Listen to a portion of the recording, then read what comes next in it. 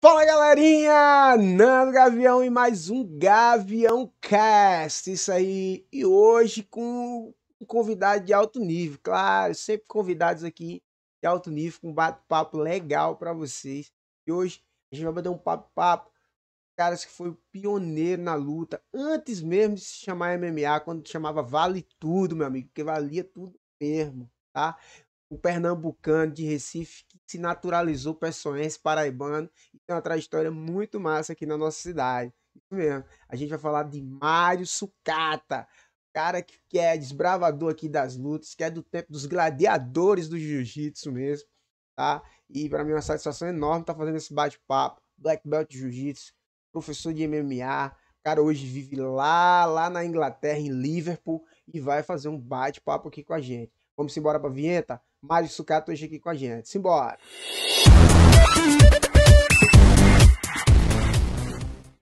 E aí, Sucato? Ó, galera, Mário Sucata é um cara muito conhecido no meio da luta, principalmente no jiu-jitsu e no MMA, né? Foi um cara que desbravou aqui. Eu vou deixar ele contar a história dele aqui, principalmente o começo aqui, vou estar instigando umas perguntas. Porque também tem gente que não conhece, né? Afinal de contas, a gente tem muitos seguidores e tem gente que conhece, tem gente que não conhece. Então, Sucata, conta aí um comecinho de sua trajetória, de onde você é, onde você nasceu, onde você se criou, como foi o seu primeiro contato com a luta. Fala aí pra gente. Bom, na verdade, existe um. Já para onde eu nasci, eu nasci em Recife. Muita gente pensa que eu nasci em Ah! João Pessoa, mas eu sou pernambucano. Mas eu cresci em João Pessoa, porque meu pai ele foi transferido para João Pessoa. Eu tinha 5 anos. Então, eu costumo dizer que meu coração é paraibano e o meu RG é de Pernambuco, entendeu? Mas eu cresci em João Pessoa, né? Minha família toda, por João Pessoa há muitos anos. E o contato com a luta, né, com as artes marciais, começou com o judô.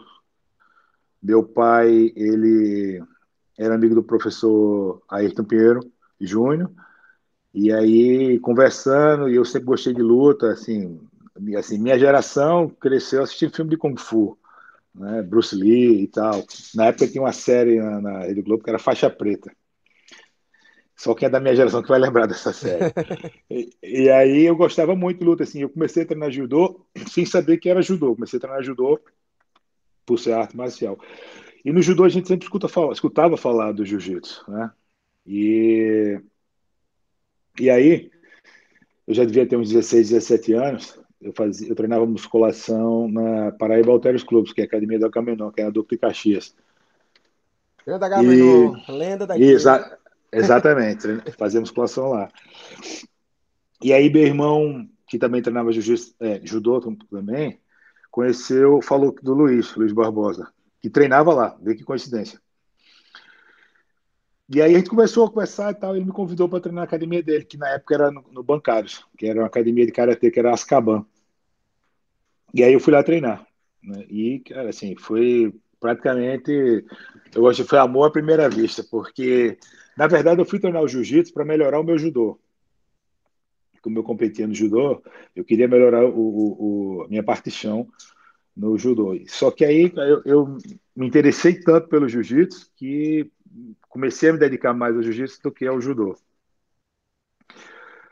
E era engraçado porque nessa época também, imagina aí que o auge dessa época era o kickbox, tinha muita academia de taekwondo, tinha o kickbox, tinha academia de kung fu, mas luta agarrada, assim, as pessoas até não entendiam, né? Quem fazia luta de contato, de strike, na época, eu não podia imaginar ou acreditar que alguém, porque ele poderia ser agarrado e ser levado para o chão. Levando já para essa parte da defesa pessoal e a parte de vale tudo, né? Que na Hum. época era vale tudo. Então a gente teve uma dificuldade de crescer um pouco, porque ninguém acreditava o que era, né, o jiu-jitsu na época. E como não tinha campeonato, os treinos eram muito limitados à defesa pessoal e treino de luta mesmo, de vale tudo. Todo dia era um treino de vale tudo praticamente. E aí, é, acho que muito poucas pessoas lembram, sabem disso. Eu acho que foi o Mesquita que fez um meeting de artes marciais. E eu acho que foi no segundo meeting de artes marciais, que foi no Teatro de Arena Espaço Cultural, a gente foi fazer uma demonstração. Aí você imagina, todo mundo quebrando telha, coco, fazendo catar, né? Assim, coisas que impressionavam, né, da geração e tudo. Aí, como é que a gente ia fazer para poder chamar atenção ou criar né, uma expectativa? O que é isso, jiu-jitsu? Aí eu falei para o Luiz, é melhor. Eu tinha um amigo, Cleito, que treinava também, treinava comigo. Lá eu disse: Ó, vamos fazer o seguinte: o Cleito vai sair na porrada aí. Pronto. Ele tem amigo mesmo. Aí vai brigar e pronto, vai brigar e vai ser um vale tudo, eu e ele, de tapa. E aí foi assim, foi aí que começou o jiu-jitsu, na verdade, assim, as pessoas saberem e querer saber o que era o jiu-jitsu. Porque eu e Cleiton a gente fez uns 2, 3 rounds de porradaria, bastante real, né? E aí a galera começou a querer saber o que era. E foi aí que começou a ter muita gente a treinar jiu-jitsu. Como eu falei, né? Não tinha campeonato, então todo treino era uma luta. Isso meados de quanto? Qual era? Isso foi. Olha, eu comecei a treinar em 91, né? Foi mais 92 por aí. Já foi lá no segundo ano, já por aí, porque passou pouco tempo no bancários. E como eu era do judô, eu consegui, através de alguns amigos do judô, a gente conseguiu colocar o jiu-jitsu no espaço cultural, que era onde o judô treinava, né? E os treinos começaram a ser no espaço cultural. É que o espaço cultural é uma referência também, até para as coisas, né? Principalmente antigamente, né? Todo tipo de atividade assim, né? Tinha muita coisa, né, nessa época lá. Além de luta, mas tinha outras atividades também que aconteciam no espaço cultural. E aí, depois assim, com esse crescimento do só um minuto. Com esse crescimento a popularidade, né, da gente querer, das pessoas irem treinar, a gente cresceu muito, teve muita Hum, gente. E aí e o primeiro campeonato, eu acho que foi em 93, 94, mas não foi em João Pessoa, foi em Natal que a gente foi lutar. Aí você vê como era a regra. É, podia bater de tapa escala, em pé, podia chutar. Quando você segurasse no kimono, parava. Não podia mais bater.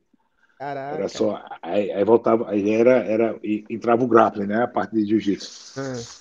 E acabou numa porradaria grande também esse campeonato, porque um colega da gente, um aluno da gente, Marcão, não sei se você conhece, Conheço, ele, Marcão, andava muito pessoal da capoeira.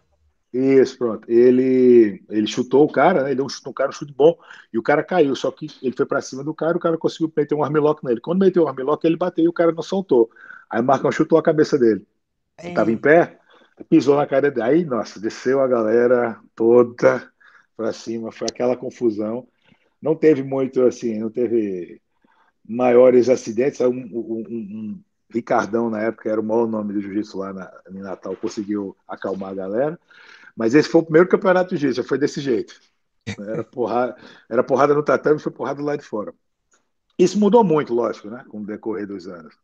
Essa visão de parte de luta foi meio que não esquecida, mas menos que foi ficando aliviada, e as regras foram mudando também, né?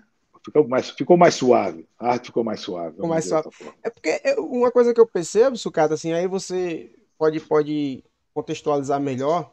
Na época que eu acompanhava o jiu-jitsu, assim, eu fazia meio que ali na manha e tal. Porque se você não fosse um cara grandão, raçudo, assim, o negócio cantava mesmo. Você tinha que aguentar muita porrada, né?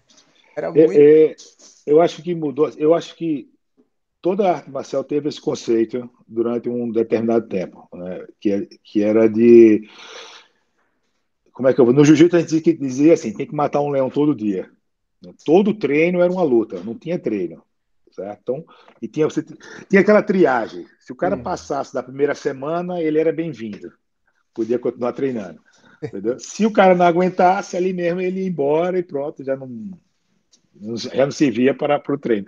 Era quase trazendo para um filme moderno aí da nossa época, era um filme 300. O cara era levado para um agog daquele, e se ele não passasse por aquele período ali, ele podia ir embora, não interessava mais.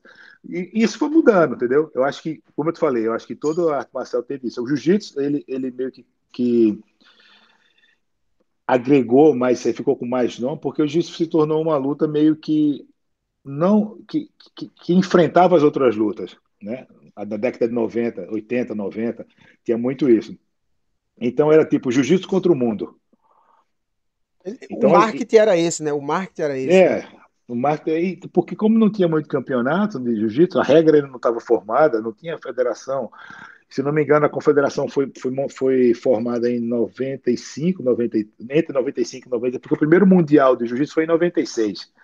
Antes disso, antes do primeiro mundial, todo campeonato era o campeonato estadual, que era regido pela Federação Carioca. Então, assim, campeonato a nível Nordeste, interestadual, era muito pequeno, entendeu? Não tinha essa muita opção. Então, tudo era vale tudo. Tinha que treinar para vale tudo. Todo mundo treinava para vale tudo. É muito difícil você pegar um cara da minha geração que não treinou para vale tudo ou que não fez uma luta de vale tudo. Verdade. Já hoje em dia, trazendo para a realidade, justo como mais esportivo, não é?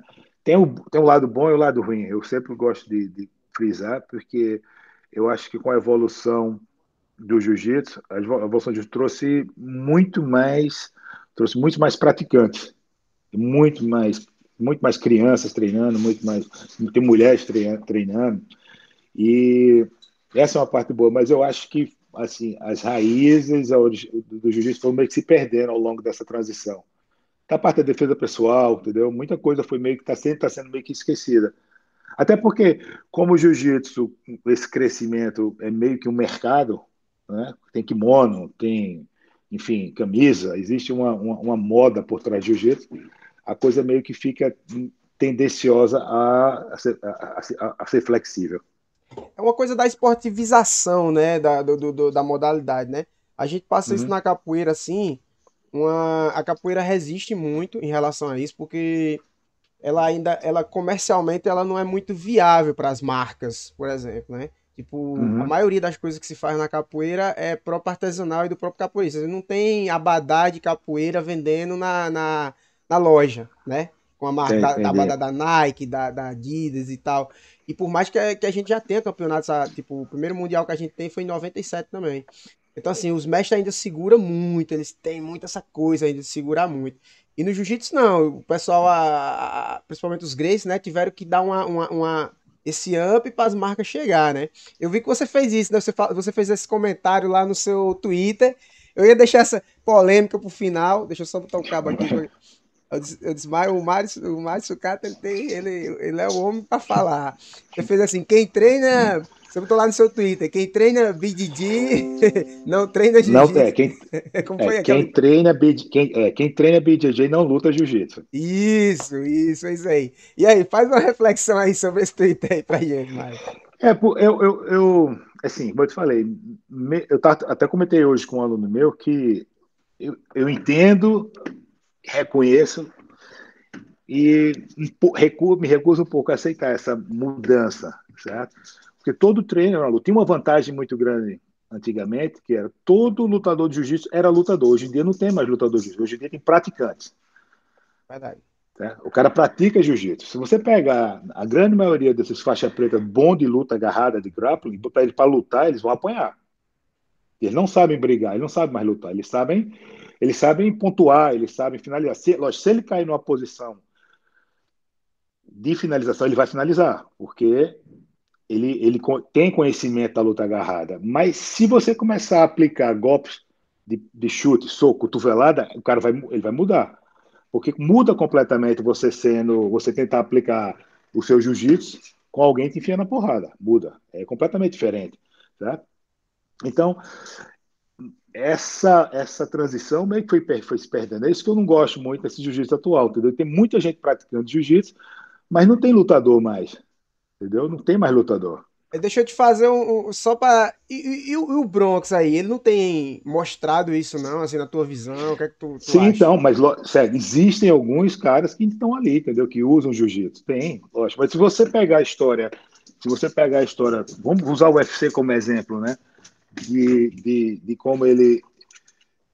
como o jiu-jitsu dominou uma geração, por exemplo, do UFC, e hoje em dia não é mais. O jiu-jitsu hoje em dia ele é primordial no MMA, mas ele não é a única. Você não precisa. Você vê cara aí, faixa preta batendo para faixa branca no MMA. Você vai ver isso, você vai ver isso fácil, entendeu? E não quer dizer nada. Não quer dizer. Eu acho que com a progressão, né, com essa mudança de jiu-jitsu, o que aconteceu foi que muitos professores deixaram de fazer o MMA, né, o Vale Tudo, a luta, e lógico que se ele não treinou, ele não tem como passar para o aluno dele. Verdade. Né? Aí o cara quer lutar MMA, mas ele é bom de jiu-jitsu. Mas ele não é bom de jiu-jitsu levando porrada, com porrada. E muda. Você vai ver que tem muito cara bom de jiu-jitsu que passou por essa experiência. Que é muito bom de jiu-jitsu, foi lutar MMA e perdeu. E todo mundo fica surpreso. Oh, não, eu não fico. Porque é completamente diferente. Entendeu? É um trem diferente. É uma dinâmica diferente. Então o cara não pode estar esperando, porque é campeão mundial de jiu-jitsu, que vai lutar MMA com um cara que é faixa branca e achar que vai ganhar. Entendeu? Não é assim. Tem muitas variáveis, né? Então o cara tem que hoje tá, principalmente, na realidade, naquela época, eu acredito também, eu não sei se você concorda, principalmente aquela que o Royce foi a estrela, a divulgadora do jiu-jitsu, né? Foi proposital. E um elemento muito surpresa também, né? Os outros lutadores começaram a estudar o jiu-jitsu, né? Uhum. Então, não tinha conhecimento do jiu-jitsu. Essa era a grande. Na verdade, nesse momento da história, era provar a eficiência do jiu-jitsu. Talvez nem provar que o jiu-jitsu fosse melhor do que uma outra modalidade de luta, mas sim provar a eficiência, como eficiente era o jiu-jitsu. Lógico que depois, para o slogan e por questões de promoção, vamos dizer que é melhor. Mas eu acho que a intenção era mostrar a eficiência, como é que um cara magro, como o Royce, conseguia finalizar e vencer uns caras muito maiores que ele, dando diferença de 30, até 30 quilos de diferença. Porque hoje em dia isso não acontece mais. Você não vai ter uma diferença de luta de um cara de 30 quilos, até porque todo mundo sabe alguma coisa hoje em dia. Entendeu? E sem tempo, né? Não tinha tempo, não tinha. É, não tinha tempo, entendeu? Outra coisa que mudou, porque sem tempo não fica viável para a televisão. Imagina você fazer uma luta aí de uma hora. Quem é o patrocinador, entendeu? Quem vai ficar assistindo? Existem alguns fatores que vão atrapalhar essa dinâmica de luta. Agora, o cara que é finalizador, né, que assim, que luta, ele precisa de tempo para trabalhar. Esse é o grande problema na luta, entendeu? Isso, até 5 minutos no round, ele não é suficiente às vezes. Porque se você analisar 5 minutos, o cara começou em pé, leva 1 minuto ali estudando dois, já foi embora dois, tem 3 minutos, consegue botar o cara para baixo, foi embora mais 2 minutos, tem 1 minuto para finalizar, entendeu? Então fica muito tempo, fica muito pouco tempo para poder para o finalizador. Se ele não tiver essa parte de strike, porque se ele começar a aliar ele conseguiu botar para baixo, ele quer finalizar, mas não está conseguindo. Se ele enfiar a porrada no cara, ele vai conseguir uma brecha ali, quem sabe até conseguir finalizar a luta. Mas se ele não conseguir finalizar, ele vai ter que terminar a luta pelo menos nos pontos. Eu me lembro assim, você pode me corrigir se eu estiver errado, das lutas que eu vi sua antigamente, as de fita, que eu via com meu primo. Inclusive, eu acho que já treinou com você, que chegou, já faleceu faz um tempo, que é Davidson Cabeção. Eu não sei se você lembra dele. Era lá de Lembro, sabia, Jaguaribe. uhum, Era meu não primo lá sabia de que ele Patos. não sabia que tinha falecido, sabendo Foi, agora. faleceu, infelizmente. Ah, Davidson, aí a gente tinha viu umas fitas antigas. E eu vi que tu tinha meio essa pegada de cansar o cara mesmo ali, segurava lá, e o cara pá, pá, É, pá, e tu aguentando que aquele. isso aí até que mudou, porque essa, como eu te falei, o que acontece, o cara que, nessa época aí, o cara que fazia grappa, ele queria finalizar, até eles não podiam nem bater, entendeu? Ele queria finalizar a luta. As minhas últimas lutas, eu já consegui mudar isso aí, colocar a porrada, de bater primeiro, e se tiver a opção de finalizar, eu finalizava. Mas antigamente, realmente era desse jeito aí, entendeu? Se você analisar, ver essas lutas mais antigas, minhas lutas mais antigas, eu tentava finalizar o tempo todo, tá tentando finalizar. E depois houve essa transição, eu consegui mudar, consegui bater primeiro, para depois finalizar. E outras lutas eu consegui vencer sem finalizar, tipo só no ground and pound, esperando terminar pro ground and pound. Mas existia muito isso. E é como eu te falei, eu acho que esse era um grande problema, ou até para alguns lutadores de jiu-jitsu, essa transição. Saber usar a porrada Na na hora hora certa. certa, entendeu?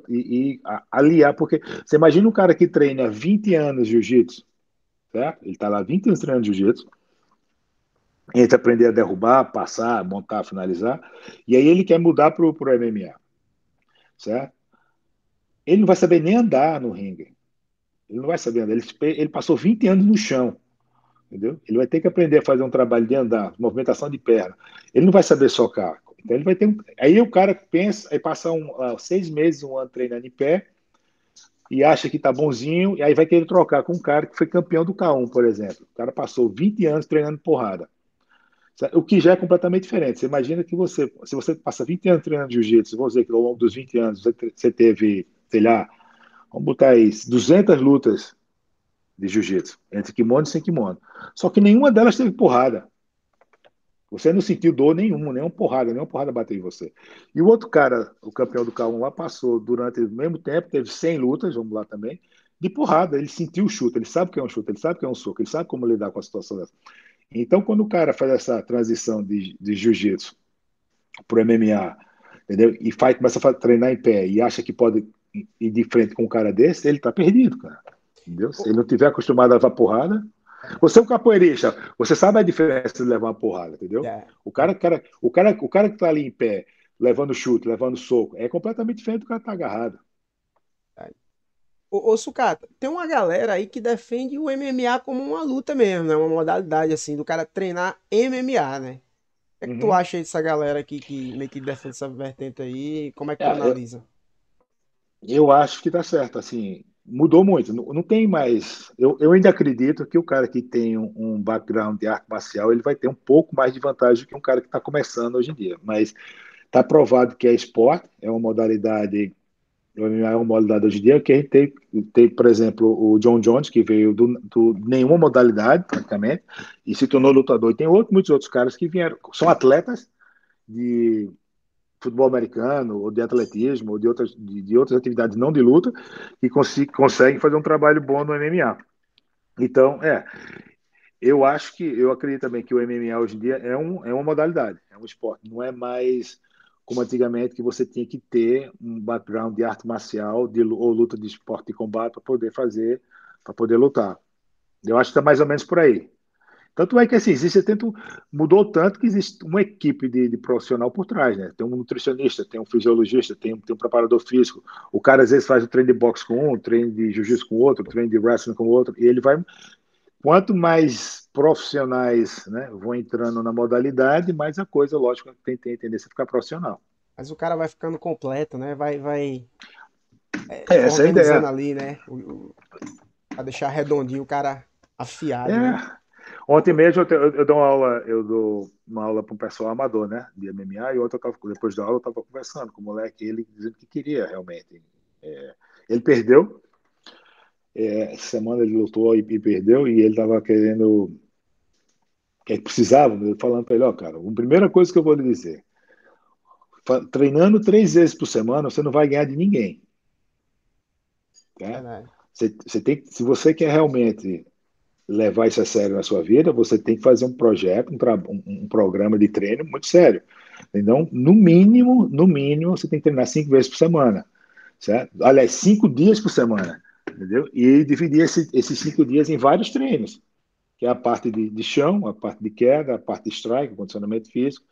E à medida que a coisa for crescendo, ele vai precisar de um nutricionista, ele vai precisar de um preparador físico. Não é assim, eu vou treinar 3 vezes por semana, chega lá na academia, entendeu? Tem uma frase do Cássio que eu gostava muito, que ele dizia assim: não se treina com galinhas para brigar com leão. Não tem condição, cara. Verdade, verdade. Tem que treinar com os guerreiros, tem que estar na Pois é, trincheira velho. mesmo, né? Exatamente, bicho. Vai pra guerra com baleadeira, vai morrer, pô. Gostei dessa. E assim, pra quem não sabe, parece até uma coisa muito cheia de testosterona, cara, mas não é, né? É o que a gente vivencia dentro das lutas, das artes, né, Sucata? A princípio, Uhum. o cara de, não, esse papo aí. Não, cara, não tem lógica. Não tem lógica. Se você vai. Um exemplo do jiu-jitsu. Hoje eu venho me dedicando muito mais, né? Tipo, na minha trajetória, eu tive a oportunidade de conhecer muita gente boa, como o cara que é da sua equipe, o Eli. Eu conheci o Geizinho era faixa azul, né? Geizinho Uhum. Suel, Regis Pitbull, Julio, essa galera. E eu me arrependi de não ter aproveitado mais, estar lá com essa galera e não ter treinado mais com essa galera, porque são guerreiros hoje, são caras que são lendas, né? Aí no jiu-jitsu, Uhum. né? Igual você, né? E, e isso dá um corpo, né? Dá um background legal pro lutador, né? Passar com a galera casca grossa, né? Mas, cara, só para não perder o gancho, você falou que você não se arrependeu de não ter tipo, continuar treinando com essa galera, mas eu falo sempre assim, o jiu-jitsu tem uma vantagem muito grande, ele é muito justo no seu time life, no seu tempo ali de luta, porque você luta na faixa, Você luta no peso, você luta na idade e você luta no tempo, certo? Eu acho que é a única modalidade de arte marcial de luta que te permite tanta possibilidade. E você pode ser campeão na branca, na azul, na roxa, na marrom, na preta, entendeu? E aí, depois da preta, já se você não é mais adulto, no Master, você ainda pode ser campeão no Master, entendeu? Então, e te dá muita oportunidade de aproveitar o momento ali, seja ele qual for, se for com 10 anos, 20 anos, 30 anos, 40, 50 anos. Quantas pessoas, né, hoje em dia, com mais de 50 anos, começaram a treinar jiu-jitsu com mais de 50 anos, ou com mais de 60 anos começaram a treinar jiu-jitsu, certo? Assim, querendo competir, não só para aprender defesa pessoal ou por uma questão de condicionamento físico. Lógico que aí a gente volta para aquela história da galinha e do leão, né? Se você está cercado ali de uma equipe de lutador treinando com lutadores, a tendência é você ficar moldado, né, naquele grupo de lutador e tal, e a galera faz preparação física. Se você estiver num grupo que faz defesa pessoal, lógico que vai mudar um pouco esse grupo. Então, é quase aquele ditado, né? Diga-me com quem andas que direi quem és, né? Entendeu? Mais ou menos por aí. Mas, assim, nessa questão do jiu-jitsu, não tem época para começar o jiu-jitsu. Entendeu? Não tem. Ah, eu perdi muito tempo. Pode até ter, você pode ter, mas você pode recuperar. Você pode começar a treinar hoje, amanhã, e o jiu-jitsu vai estar lá esperando a qualquer momento. Só procurar o método certo, o professor certo, e vai estar lá esperando sempre, cara. Você Boa. e todo mundo, né? Show de bola. Ô, Sucato, mas vamos voltar um pouquinho à questão das lutas aqui. Quando você começou, qual foi sua primeira luta? Foi aqui no estado? Foi fora? Como foi? Tirando essa da apresentação, né? A luta mesmo assim que teve divulgação e tal. Cara, a primeira luta aí foi em João Pessoa, foi no Cabo Branco, foi com Paredão, que é de Campina Grande. Campina Grande. Grande A minha luta paredão. foi com, pois é, foi com ele. A gente teve uma dificuldade para arranjar um lutador, e aí de último, eu acho que ele tinha feito uma luta com o Rei Zulu, lá em Campina Grande antes. Se não me engano, posso estar até enganado, me perdoe aí se a informação estiver errada, mas eu acho que ele tinha lutado com o Paredão, ou com o Rei Zulu, e aí quem estava organizando o evento era Milton, na época, e entrou em contato com ele, e ele falou, não, eu luto. E a gente lutou lá no Cabo Branco, foi em 95. Foi a minha primeira luta. 95, né? E as dificuldades daquela época era muito grande, né? Ordem de bolsa, patrocínio, não existia, né? Não, patrocínio não existia, que ninguém, isso era um palavrão. Patrocínio tá xingando alguém, não fala nem patrocínio. E bolsa, então, meu Deus do céu. E até porque, cara, assim, existia também uma questão, como é que eu vou dizer, de querer provar, entendeu? Assim, eu também tinha eu tinha uma necessidade de saber se judicialmente iria funcionar numa luta, entendeu? Então, quando eu vi o Paredão, eu até fiquei, pô, o cara, ele é mais velho que eu, e ele era, assim, ele já era, cara, já era forte, né? Assim, todo musculoso e Aham. tal. Eu não, cara, eu nunca, entendeu? Eu era um cara normal, gordinho. Ele já era, pô, todo musculoso. Quando eu vi o cara fazendo, levantando peso, eu disse, putz, velho. Aí eu fiquei, mas aí eu também pensei, não, eu quero ver agora realmente se funciona. Porque se eu conseguir ganhar dele, realmente o jiu-jitsu funciona. Então foi meio que um desafio para mim. Então, na verdade, eu nem pensei em bolsa, em dinheiro na época, entendeu? Lógico que o dinheiro sempre é bom, mas tiveram lutas assim, que era uma questão Que honra. de honra, entendeu? Mostrar que o jiu-jitsu era bom, tinha muito isso. Lógico que depois a coisa ficando mais profissional, e começava a saber, queria saber quanto é que você ia ganhar, lógico, mas as primeiras lutas era só uma questão de honra Vamos, mesmo. vamos Vamos embora. embora, O corpo vamos não aguenta, embora. a moral sustenta. Exatamente. Ô, Sucata, aí como foi que tu sentiu assim que o negócio ia começar a ficar profissional? Qual foi o momento? Qual foi o. Eu, na verdade, eu sempre gostei da luta, né? Então, eu acho que eu acho que foi quando na verdade, eu queria ser militar. Esse era o meu sonho, era ser militar no Exército. E eu fui dispensado. Eu fiz o NPOR, tentei entrar no NPOR, porque quem não ficava no NPOR ficava na tropa. Eu disse, "Pô, não tem jeito eu não ficar, velho, Uhum. né? Aí fui dispensado. Aí depois disso aí eu pensei, não, vou ter que começar a me dedicar mais a alguma coisa. E eu vou fazer o que eu gosto de fazer. Eu gosto de fazer jiu-jitsu, eu gosto de luta. Então, vou me especializar nisso aqui. Foi aí que comecei a ter maior interesse. Agora, assim, na parte de luta mesmo, eu acho que a coisa ficou mais séria assim, quando eu me mudei para o Rio. Eu mudei para o Rio em 2000 e, e só treinava, não dava aula. Eu passei 5 anos morando no Rio de Janeiro só treinando. E só treinava MMA. Treinava, assim, muito pouco eu treinei jiu-jitsu mesmo, de kimono. Fiquei só treinando sem kimono, boxe, muay thai, wrestling. Foi nessa época aí mesmo que eu larguei assim, a parte de aula para me dedicar inteiramente a essa parte de assim, melhorar a minha parte de luta. Foi nessa época em 2000. Mas antes, né, como eu te falei, quando eu fui dispensado do Exército, eu disse, agora eu vou me dedicar ao jiu-jitsu. Não pensei assim na parte de luta, eu pensei na parte de aula mesmo, entendeu?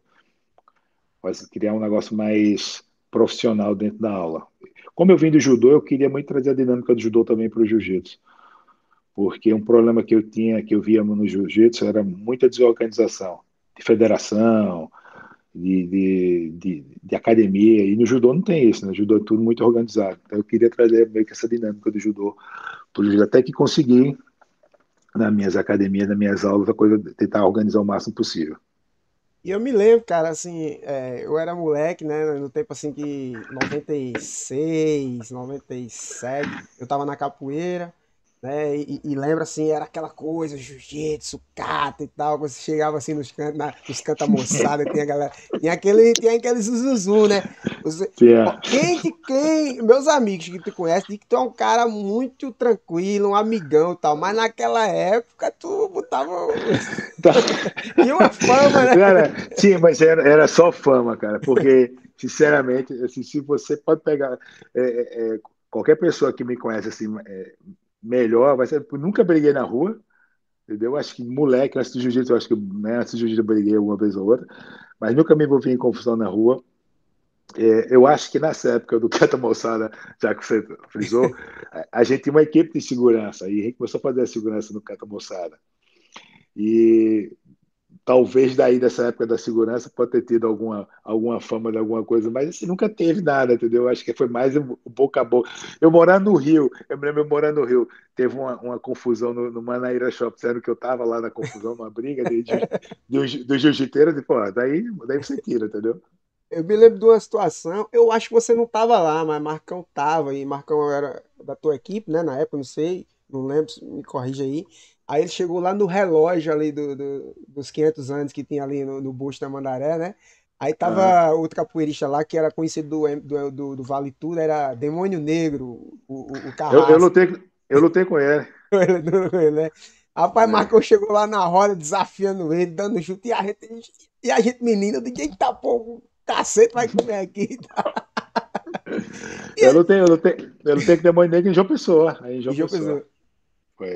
assim, os caras eram muito raçudos, né? Como você fala, né? Ia muito pela prova do negócio, né? Teve muito capoeirista que deu a cara a tapa também, né? E eu acredito, assim, Teve. que a capoeira, ela tinha um ponto ruim pra ela, que a galera não tinha a preparação que a galera tinha em relação à luta mesmo, pensar na luta, né?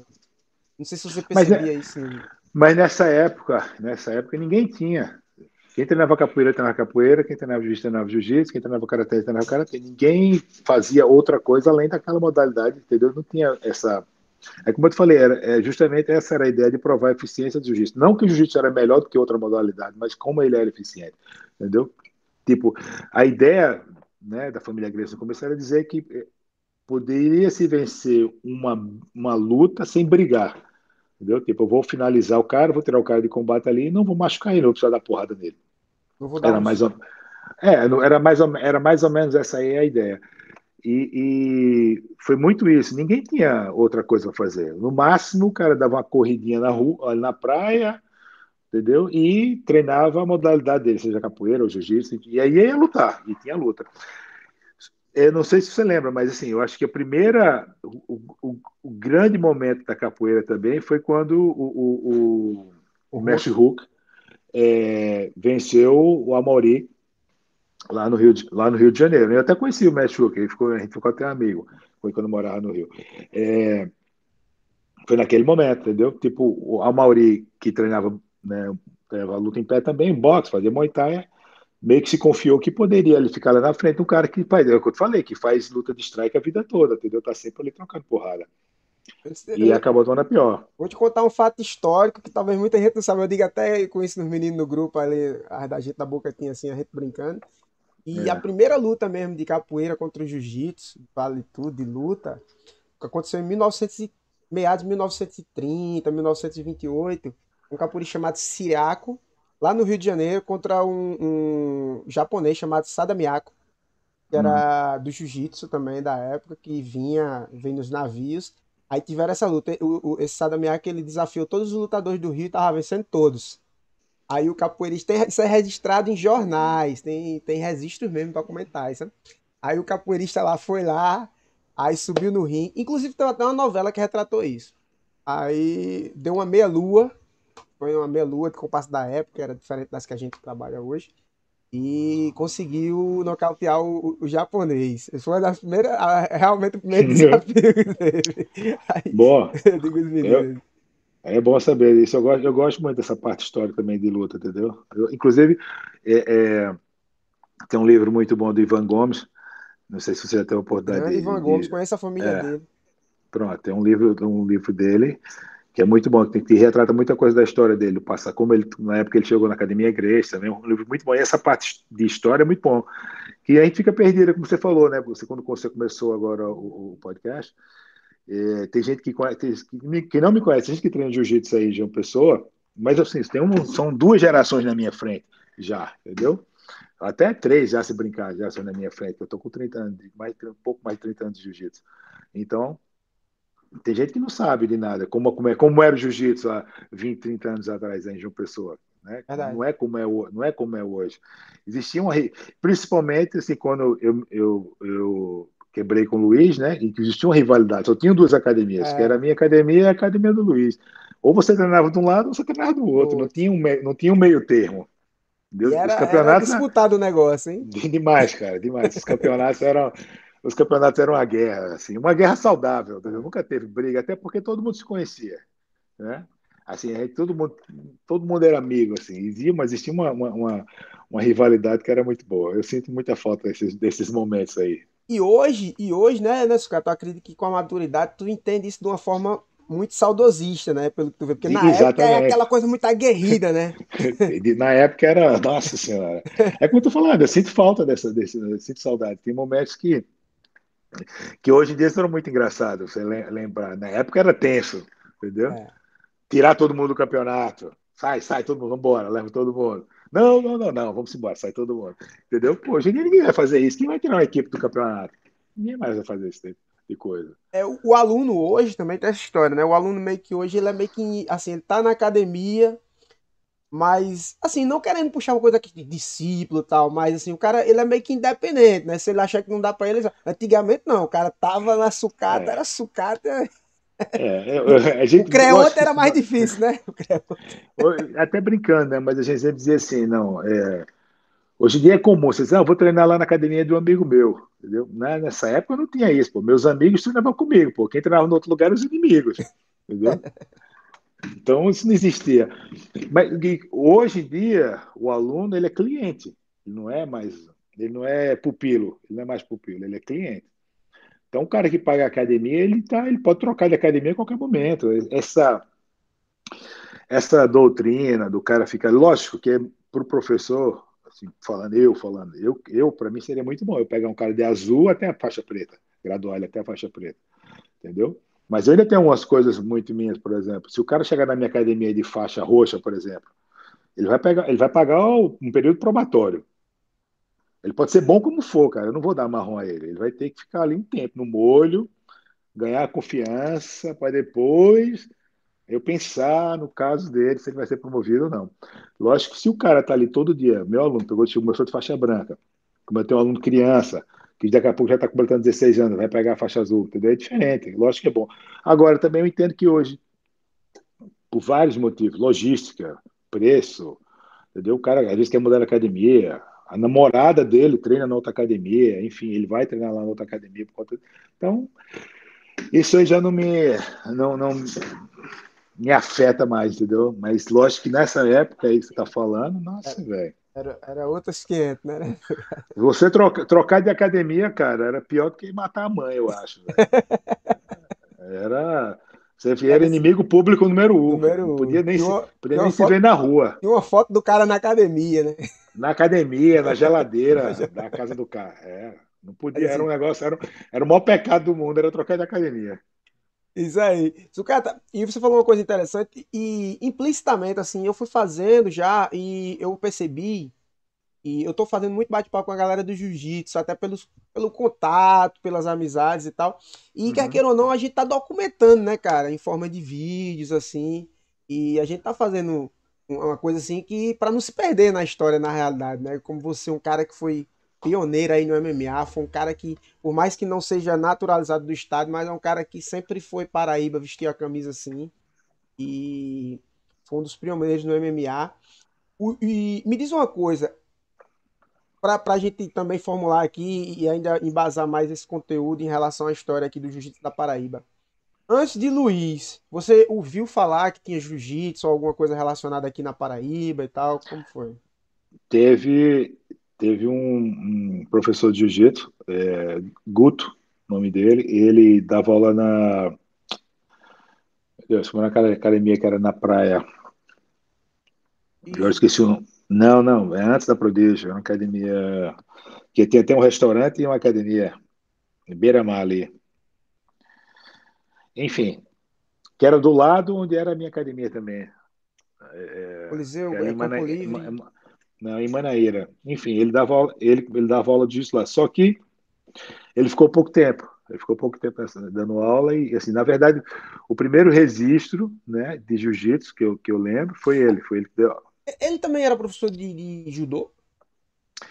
Não, Não, né? acho que Não. não. Ele era carioca também, passou pouco tempo aqui, passou pouco tempo aí em João Pessoa e ficou lá nessa academia dando aula. Putz, velho, como é que é o nome? Esqueci o nome da academia agora. Dava aula, ele ficou dando, acho que menos de 2 anos, eu acho, ele ficou dando aula lá para esse Guto. pessoal.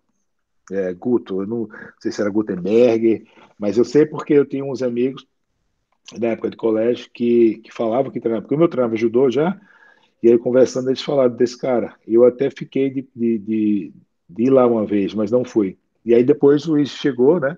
O Luiz já estava aqui, meio que se firmou. Na verdade, sim. Guto realmente foi a primeira pessoa a ouvir falar, foi trans, mas o Luiz foi o que plantou a semente, né? Isso Ele, realmente fez é, uma geração, né? Inclusive foi você, exatamente. Boca, se eu não me engano também, foi de lá, você, Boca Boca, também, Carlão, João, Marcão também treinou lá, Marcão muita também, gente. Charlie Brown, Acho a que galera. Charlie Brown, muita gente me passou lá também na Queremos academia todos depois. aqui batendo papo no nosso podcast, falando de jiu-jitsu.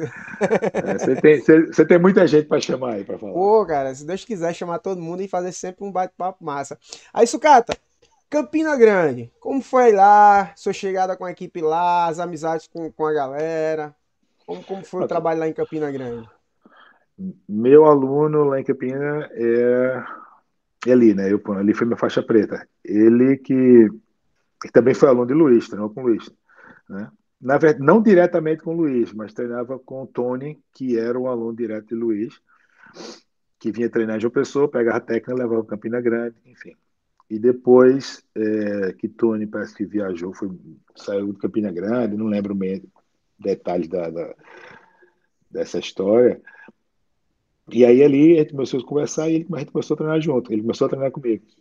E foi aí, e eu comecei aí, acho que uma vez por semana, para Campina Grande dar aula. Acho que toda sexta-feira eu ia dar aula, dava aula na sexta e no sábado de manhã lá. E aí já foi nessa época, Julio treinava, Jezinho treinava. Assim. Jezinho era muito criança, muito pequeno, mas assim, tinha Julio, Regis, tinha muita gente. Muita gente ainda treina, muita gente voltou a treinar e se espalhou também, né? O Julio montou a equipe dele, entendeu? Baster, né? Basta também, então, mas a história começou assim, ele começou a treinar comigo, e aí eu comecei uma vez por semana a dar aula lá em Campina Grande. Durante o tempo, isso antes de eu ir morar no Rio de Janeiro. Eu ia toda sexta-feira para lá. E eu me lembro que, assim, a maioria dos caras de Campina Grande, eles eram oriundos do jiu-jitsu, né? Fialho, Eli, né? Se eu não me Do engano, judô. Do judô, que digo, do judô, É, desculpa. Do judô. judô. É. E, se eu não me engano, Tagino. Tagino eu não tenho tanta certeza, né? Tagino eu não sei te dizer, porque assim, eu não conheço, mas eu sei. Mas Fialho, eu conhecia. Fialho e Eli eu conheci no judô. Eles Isso. já eram faixa preta quando eu era roxa, por aí, eu acho. E eu me lembro também lá em Campina Grande o bicho pegava também. Era as três equipes que o bicho pegava também. Quando tinha o É, campeonato. Eu cheguei, eu era bom. cheguei, cheguei ainda no Extreme lá, teve uma luta de. Acho que foi Charlie Brown e Pezão, lá no Extreme. Aí Charlie Brown Sim. finalizou o Pezão na omoplata. Ele ficou muito irritado que Julio que tava arbitrando. Eu não sei se você tava nesse dia. Não, Eu tava tava não. anotando os pontos assim, rapaz. Eu nunca tinha visto Pezão brabo daquele jeito ali, não. Aí, Charlie Brown, magão, né? Magão sempre foi magrão. Hoje tá mais. Você foi magro. É, Hoje tá mais fortinho. tá mais fortinho a idade, tá uma enchidinha, mas tá no shape ainda, né? Tá Charles, bem ainda. sai lajeando aqui. Ô, Sucata, aí como foi a história de começar a ir pra fora, tentar o jiu-jitsu fora, a luta, a vida fora, como foi? Então, aí quando eu morava no Rio, tinha um aluno que viajou para Luxemburgo. Aí eu voltei para João Pessoa de novo e ele ligou para mim e falou: "Ó, tem uma luta para tu na Rússia. Quer fazer?" Eram três lutas, na verdade, né? Era um torneio, ainda tinha torneio nessa época. Eu disse: "Ó, pode colocar que eu vou." Só que eu tive que fazer uma, como era meio que final do inverno, assim, ele pediu para fazer uma adaptação. Eu fui para Bélgica, passei um tempo, passei 2 meses na Bélgica treinando, não, foi nem 2 meses, acho que 40 dias treinando, pegar o finalzinho do inverno, para não pegar muito, não sentir muito frio quando chegasse na Rússia.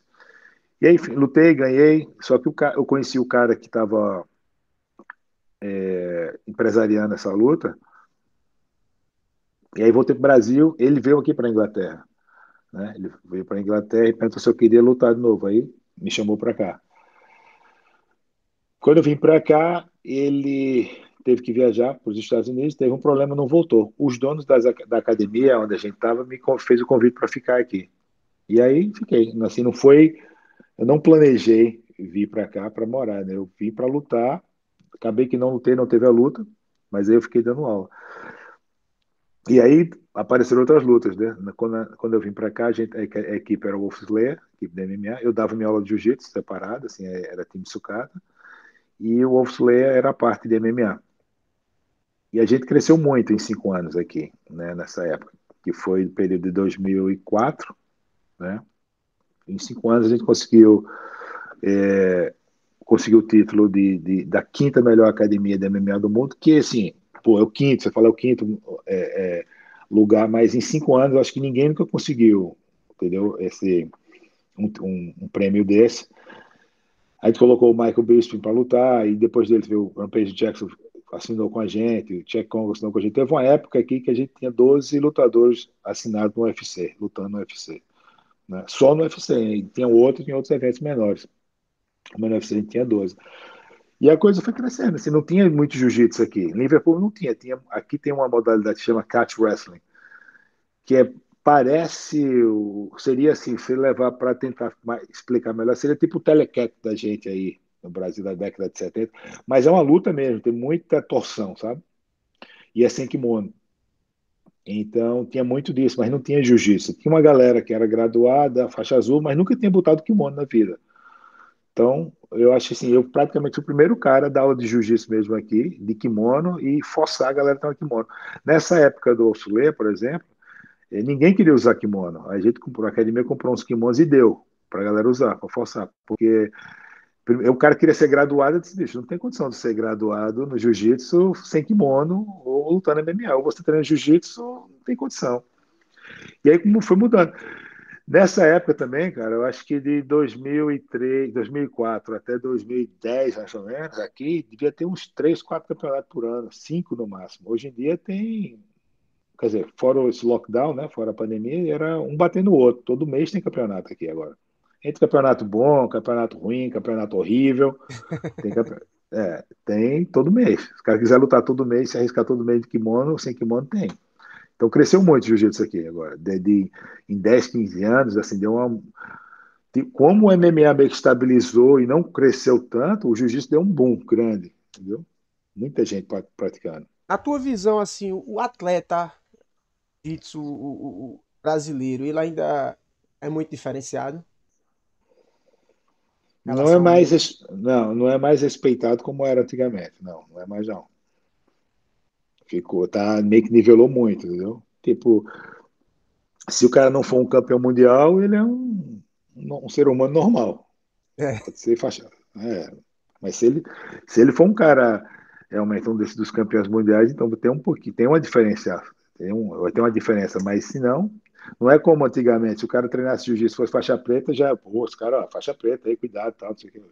Hoje em dia não. Hoje em dia, eu te falei, né? Esse progresso do jiu-jitsu mudou muito, né? Essa visão do lutador para o praticante, né? Existe uma diferença muito grande.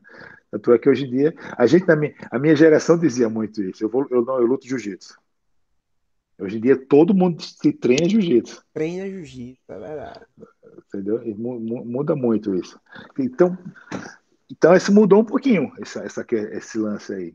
Ainda tem, lógico, mas não vou dizer que o cara, como eu te falei, agora o campeão mundial de jiu-jitsu, o cara ganhou 3, 4 mundiais aí, realmente ele tem é diferenciado.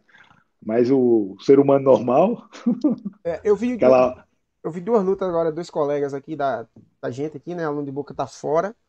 E assim, a última luta que eu vi que o cara fez, cara, assim, com o Preta lá nos Estados Unidos, o cara não fez um ponto, assim. Eu fiquei, cara, assim, sabe? O cara fez quase 30-0, no final finalizou, sabe? Eu falei, caraca, o bicho não Uhum. fez um ponto.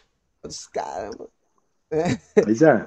Não, Aí, o nível de jiu-jitsu fora tá muito bom também. Não, assim, você tem que lembrar outra coisa também. Existe uma facilidade, não facilidade, né? O dinheiro na Europa, assim, em alguns países do primeiro mundo, Estados Unidos, ele tem mais poder. Então o cara tem mais acesso a mais suplemento, recursos, né?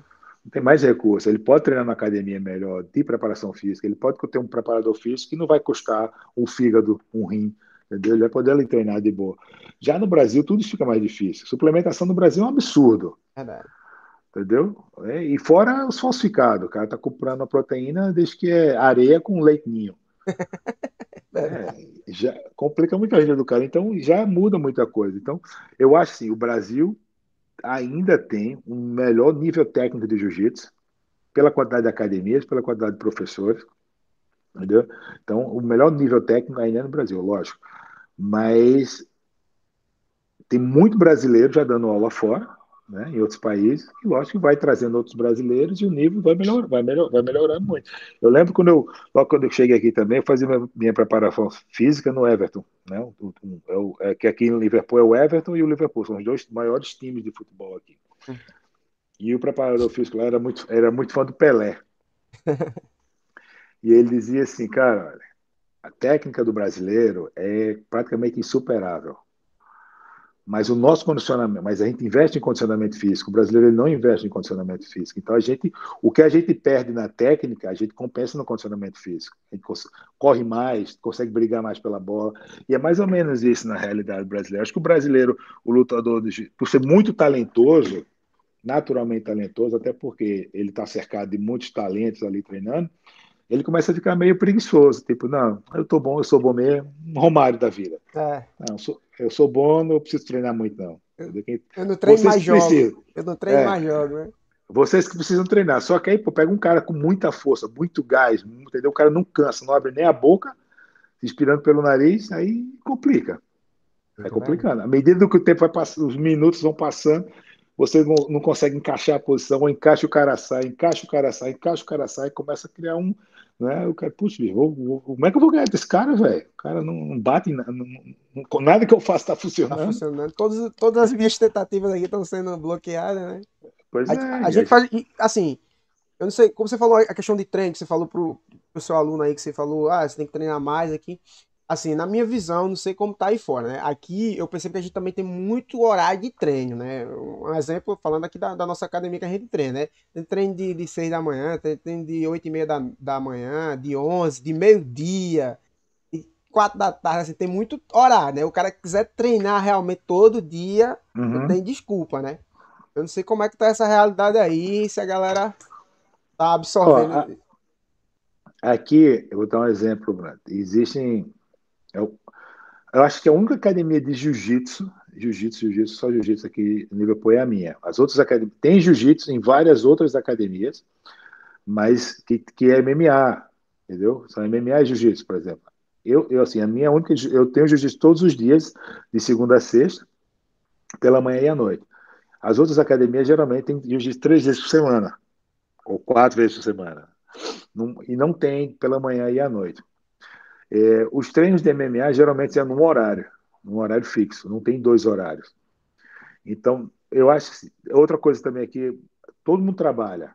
Então, o horário, quem treina de 10h30, 10 horas da manhã MMA, por exemplo, já é a galera profissional, porque o cara não precisa trabalhar. Ou então ele vai trabalhar à noite, de segurança, para vir treinar de manhã de 10 horas, entendeu? Então não tem muita opção de horário de treino, não. Eu acho, falando de jiu-jitsu, eu acho que a academia que mais tem opção de horário de treinar é a minha.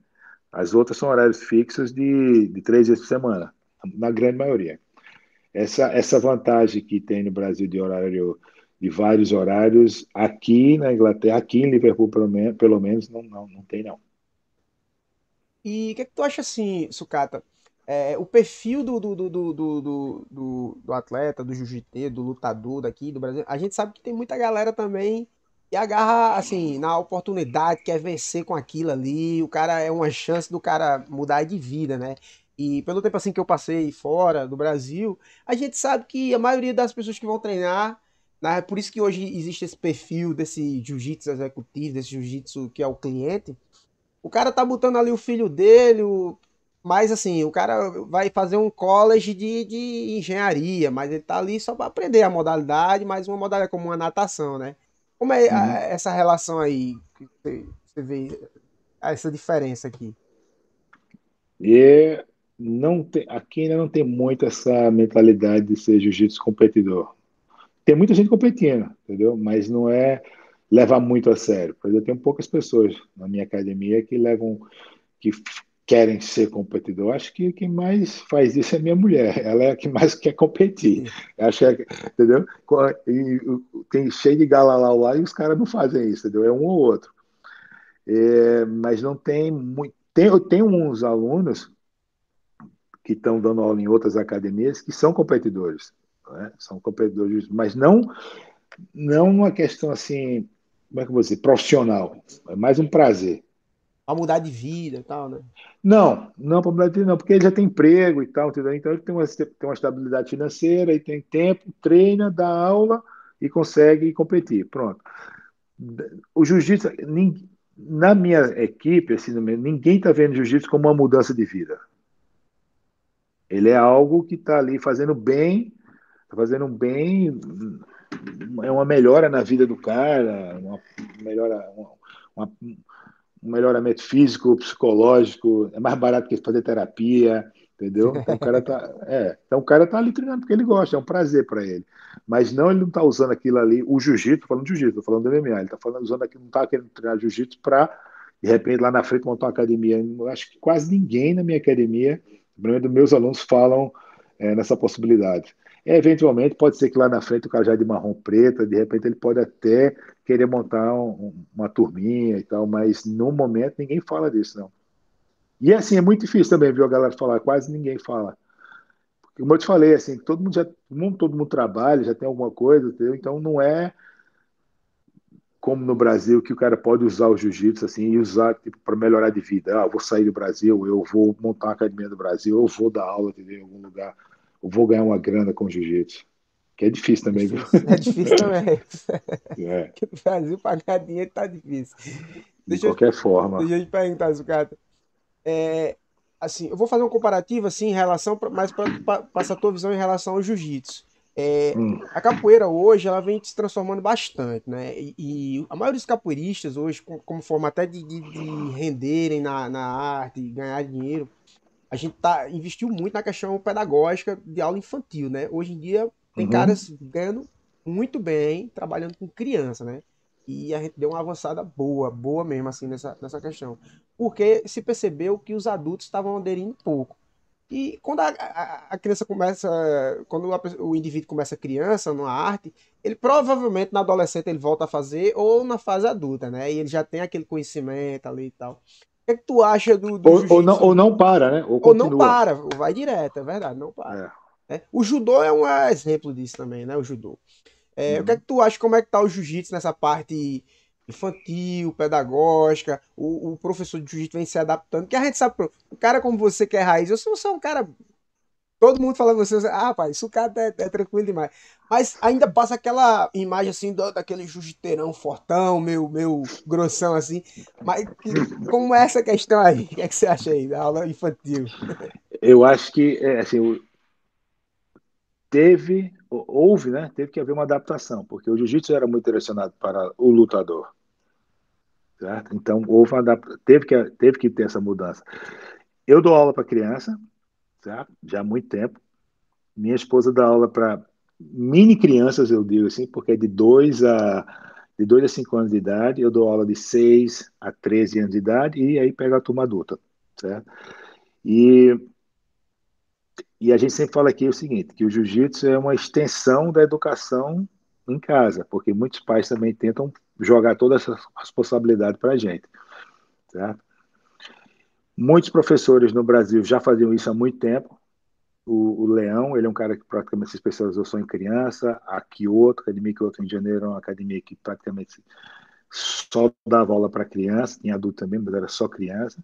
Então, o jiu-jitsu para criança ele tem que ser um pouco adaptado, né? Porque, primeiro, como o jiu-jitsu é baseado só em finalização, tem que ter a idade certa para passar a finalização para a criança. As crianças da gente de 2 a 5 anos de idade não aprendem finalização.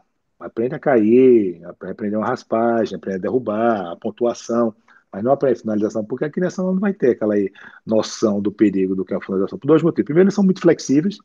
Se um aplicar no outro, entendeu? Pode até ter uma hiperextensão, né, muscular ou de articulação. E o outro pode mostrar o coleguinha na escola um mata-leão, né? Hum. Mata, ou sei lá, pode ter um problema mais sério. Então, por isso que a gente não ensina a finalização.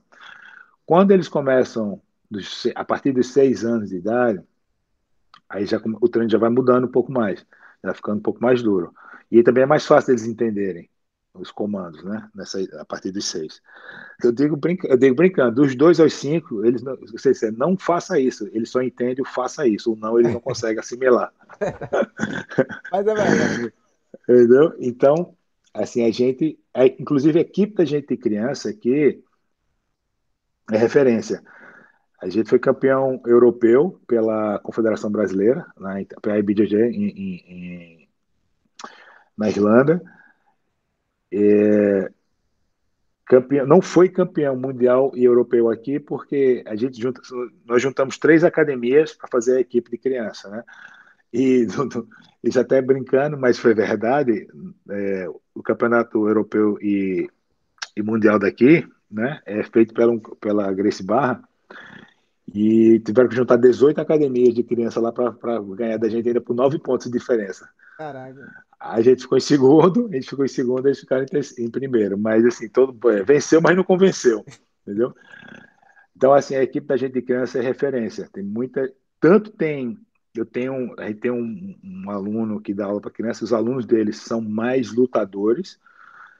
A minha preocupação com a criançada é manter a sementinha para que ele continue treinando. Então, eu não quero que ele dê essa parada, não quero que a criança, eu quero que ele continue treinando, entendeu?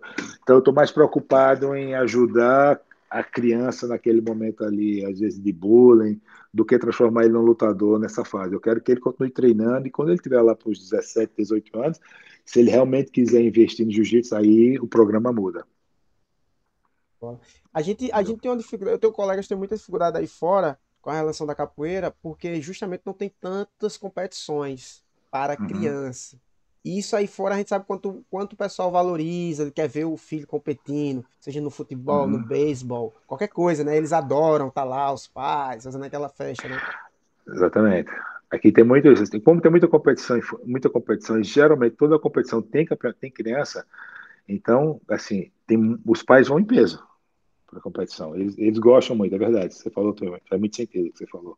Realmente a gente percebeu isso fora e é diferente aqui. Eu mesmo, meus pais nunca foram nada da capoeira nem de Ah, nada. o meu também. O meu ficava só para aí. Ganhou ou perdeu? Perdi, ele começava a rir.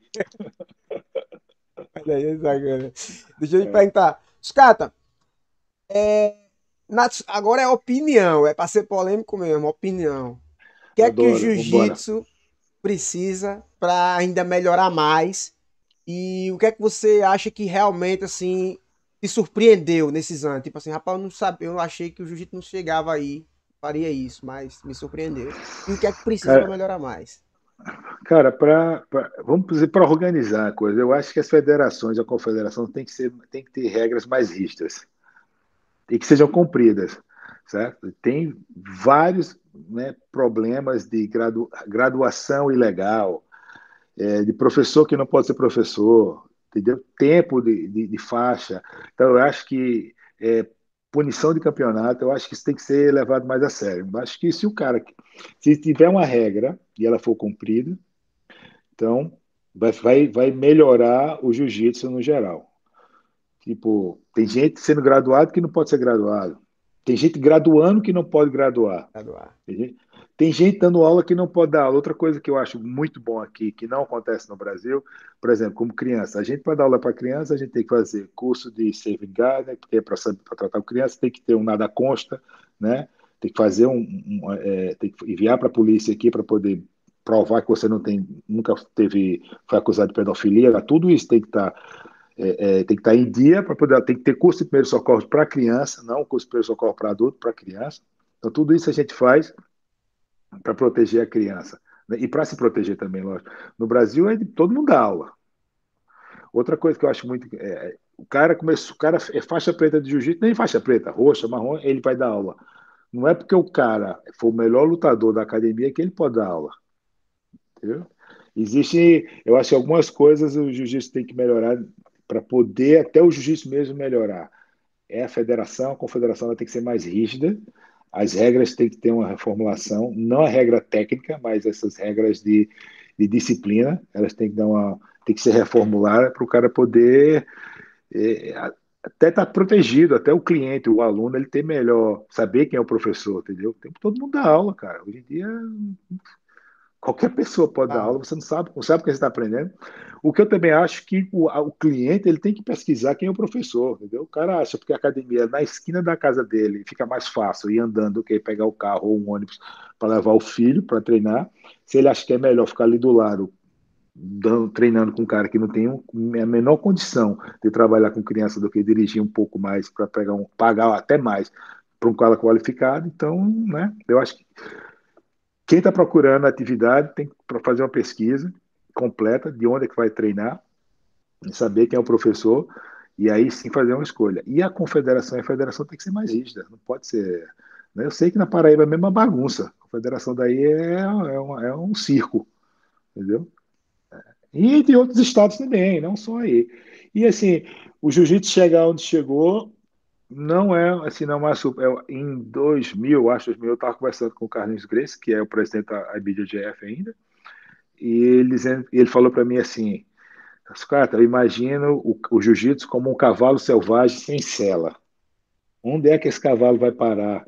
E quem é que vai segurar esse cavalo? Que ninguém segura um cavalo selvagem.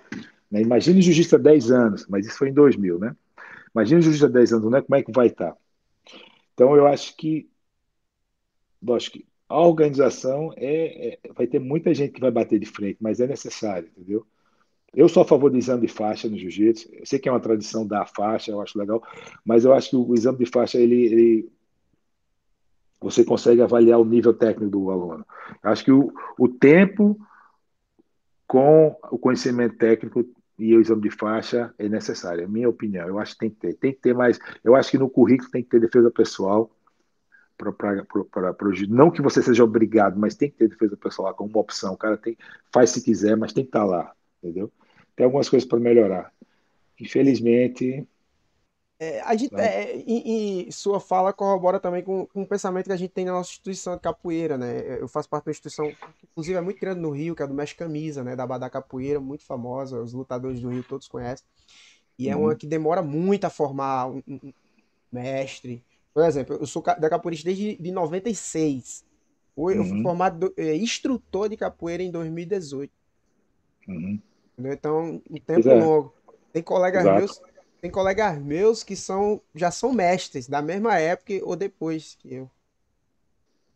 Pois é, se você, por exemplo, no judô, né? Quando você se registra, né? No judô, o registro está lá, então não tem como eu pular. Você precisa, se, por exemplo, se no jiu-jitsu é 1 ano, 2 anos, da azul para roxa, um exemplo, entendeu? Então o cara não pode pegar em 6 meses, cara.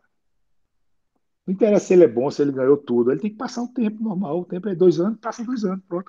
Isso ainda não é o problema. O problema é os caras de faixa preta aí, entendeu? Ou no grau, os graus no jiu-jitsu, eles trabalham, funcionam diferente. São 3 anos, 4 anos, 5 e por aí vai. Tem cara que pula do terceiro grau para o sétimo grau, ou já é faixa vermelha e preta, enfim. Esse tipo de coisa, a federação e a confederação tem que tomar conta, pô, senão vira bagunça. Quer queira ou não, desmerece, né? Porque, um exemplo, fazer uma pergunta aqui já para embasar a outra. Para você, qual Vamos lá. seria a faixa ideal do cara do jiu-jitsu começar a dar aula? Mesmo assim, com a turma pequena, a turma infantil e tal, qual a faixa Não, ideal? preta. Preta, né? Faixa preta, o cara tem que dar faixa preta. Se o cara. A confederação, ela, no Estatuto da Confederação, diz que em países que o jiu-jitsu está em desenvolvimento, faixa roxa ou marrom pode dar aula desde que esteja ligado a um faixa preta. Eu acho que é muito complicado, né? Porque às vezes o cara, por exemplo, o cara pode ser um faixa roxa, mas de repente é um pedagogo, um educador físico, então ele tem um embasamento científico ali por trás que pode suportar a falta técnica do jiu-jitsu ali naquele momento. Mas às vezes o cara é um lutador, entendeu? Ele vai dar aula de jiu-jitsu, ele não sabe nem para ele. Peraí. Aí ele vai começar a ensinar, então fica difícil. Eu acho que o ideal seria faixa preta, e como eu te falo, assim, por exemplo, tem muito faixa preta que não dá aula, porque não se sente apto a dar aula. Eu sou faixa preta, eu gosto de treinar jiu-jitsu. Eu nunca dei uma aula na minha vida toda. Eu gosto de competir, eu gosto de treinar, eu gosto de me divertir. Eu não vou dar aula. Então acontece muito, as pessoas têm que entender que não é porque é faixa preta, é professor. Faixa preta de jiu-jitsu é uma coisa, professor de jiu-jitsu é outra, entendeu? Muito engraçado que isso corrobora, inclusive, com a fala do nosso mestre, né? A gente tá apto a dar aula e manter um trabalho responsável a partir da corda roxa, torna Uhum. instrutor, né? Instrutor formado.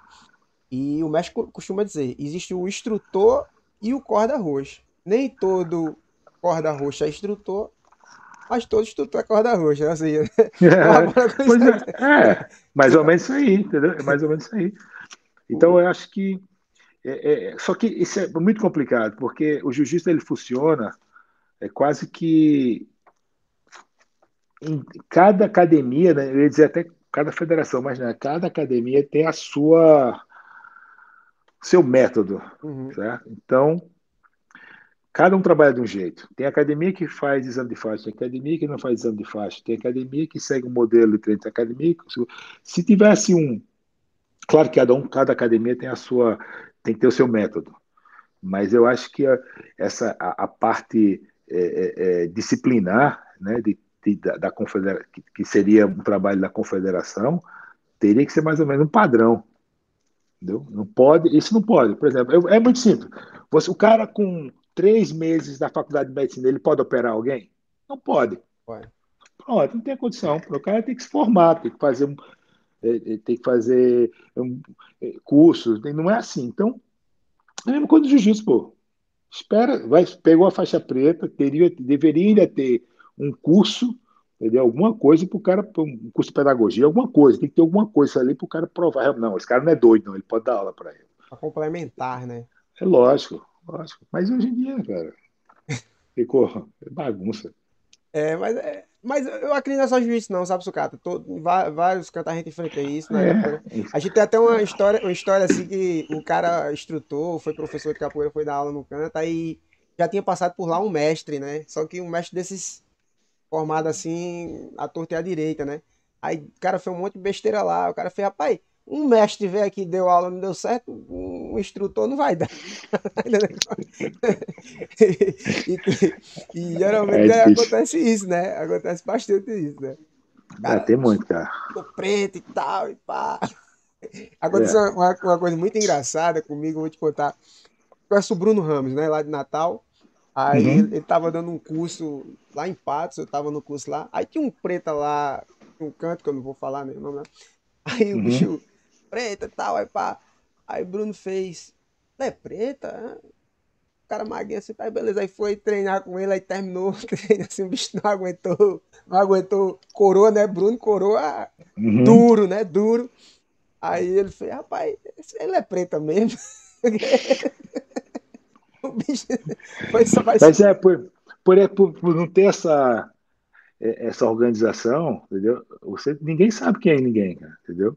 Eu acho que hoje em dia tem internet que Ajuda muito. consegue desmascarar muita gente. Mas ainda é difícil, pô. Chega uma cidade do interior dessa, entendeu? O cara chega lá de faixa preta, sabe alguma coisinha, pronto, e aí? Mas a internet também tá enganando. Ó. Eu conheço um Também, cara, ele convida você. Eu tô falando da capoeira que é onde eu tenho um background maior, certo? Cara? sim, Ele tá. convida você lá na roda dele, aí você é um mestre, mestre sucata, aí sou eu, gavião. Aí eu pego uma corda assim, aí bato a foto do teu lado assim. Eu disse, segura aí essa corda pra gente puxar aqui, só pra ver. Aí como se você estivesse me dando a corda, sabe? Aí bota a foto assim, ganhei a corda do mestre sucata. Aí, meu amigo, Pronto, e aí já era, depois tá na já internet. era. Tem Aí muito fica malandro. difícil. Tem muito. Tem, nossa, meu Deus do céu, é o que mais tem, velho. É o que mais tem, esse tipo de gente. Sucata, Campo, o fala. bate-papo, meu irmão, tá muito massa e como eu esperava, você é um cara assim, os amigos em comum que a gente tem, fala muito bem de você, que você é esse cara bem tranquilo, bem gente boa Ainda e, bem. pô, não, a galera fala muito bem de você mesmo, assim. Você é um cara que fez trajetória na luta e, tipo assim, você ser conhecido como lutador, pronto, eu não sei se você lembra da época, eu fui parte de um grupo de dança aqui muito conhecido de uma pessoa chamada Só Cintura, que era, tava em todos os cantos e tal. Mas é diferente, o Ah, cara aquele menino só cintura, né? Sucata, ele é sucata, sucata, lutador, né? É diferente, né? É diferente. O cara já uma atenção, pô, o cara é lutador, pode, tem que saber até falar com ele ali. Mas, Sucata, dá um alô aí pra galera. Dá, eu costumo fazer esse podcast não tão longo, porque existe podcast até mais longo, mas eu acho que a galera quer realmente escutar um pouquinho da história de cada um e tal, e ver outra, e ver outra. E eu sei que você é um cara ocupado, né? Quem mora fora, money, né? E dá o alô aí pra galera, manda sua mensagem, fique à eu só vontade. queria, né, primeiro que agradecer você, Nando, pela oportunidade da gente conversar. E quando você mandou uma mensagem, cara, porque como eu não te seguia, aí foi lá para sugestões, ficou lá atrás, aí demorou, por isso que eu demorei a te responder, entendeu? Então eu peço até desculpa a você, mas foi muito bom a conversa, foi divertido. É, cara, o meu recado é o de sempre, que quando você se for treinar jiu-jitsu, quem for treinar jiu-jitsu, que faça uma pesquisa do seu professor. Onde é que você for treinar para poder não ter uma surpresa desagradável, entendeu? Principalmente se você for colocar o seu filho para treinar, tá? Eu acho que a minha maior preocupação hoje em dia no jiu-jitsu não é nem formar um lutador, mas é ajudar ali aquela criança, né? E como eu te falei, eu quero que a criança ele fique treinando ali comigo, porque a criança é muito leal também, Verdade. entendeu? Na atividade física, na luta, na capoeira, entendeu? Ele fica com você ali, ó, até, até adulto, entendeu? Pelo menos até arrumar a primeira namorada, ele tá ali Tá treinando com ali você você. depois. É verdade. Certo? Mas, então, ter a certeza que seu filho está aprendendo um jiu-jitsu de qualidade, entendeu? E nada de sério vai acontecer com ele ali. Então, informação. Procurar saber com quem você vai treinar e com quem seu filho vai treinar. Mas é isso aí, cara. Só agradecer pela oportunidade a você. E quando você estiver por aqui, venha jogar capoeira. Tem uma academia de capoeira quase aqui na frente de casa. Vem aqui fazer jogar capoeira, Eu filho. vou mesmo, eu tenho amigos aí da nossa instituição aí na Inglaterra, né? Mas é em Londres, não em Liverpool. Mas capoeira é capoeira em qualquer canto, a gente chega e vou treinar aí, treinar um MMA, treinar um jiu-jitsu bom, se Deus quiser. Esperar essa Vamos pandemia embora. passar O e convite está voltar a feito. visitar a galera. Tem muita gente boa pra gente bater um papo e fazer até outro podcast, né? Tá bom. Vamos embora. Ao A vivo. gente faz. A gente faz Cata, sim. valeu mesmo. Ó, Eu que galera, agradeço. super bate-papo com essa lenda viva do jiu-jitsu aqui da nossa região. Cara, pernambucano, paraibano, né, naturalizado, né, um cara que tem história no MMA, na desbravação do MMA, quando era vale tudo, meu amigo. Não era uma história de MMAzinho, não, é vale tudo, né, o cara? Era vale tudo mesmo. No tempo que valia tudo mesmo. Então, assim, uma mega história de vida, muita sabedoria aqui para transmitir pra gente. Um cara original, um cara sincero, que fala Valeu, o que obrigado. pensa, que mostra aí o seu pensamento, o seu caráter, através aí desse bate-papo, tá bom? Valeu, ficamos por aqui. Até o próximo Gavião Cast. Valeu, galera! Valeu.